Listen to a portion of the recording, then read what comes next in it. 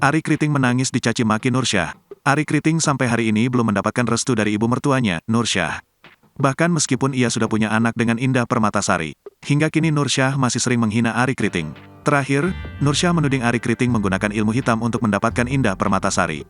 Meski begitu, Ari tetap berusaha untuk tidak meladeni ibu mertuanya. Akan tetapi, komika 38 tahun itu mengaku sering sedih kala Nursyah menghina dirinya. Ia pun tak kuasa menahan tangisnya karena sering dicaci maki dan disumpahi oleh mertua sendiri. Sedih sebenarnya kalau saya membicarakan hal itu, ungkap Ari di kanal YouTube Kasih Solusi, Selasa, tanggal 17 Oktober tahun 2023.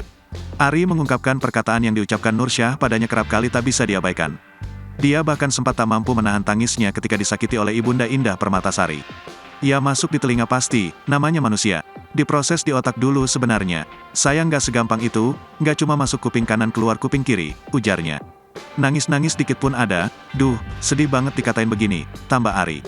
Kendati begitu, ayah satu anak ini mengaku tak sakit hati dengan ucapan yang dilontarkan oleh Nursyah.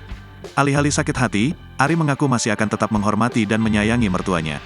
Ari percaya kelak Nursyah akan luluh dan mau menerimanya sebagai menantu.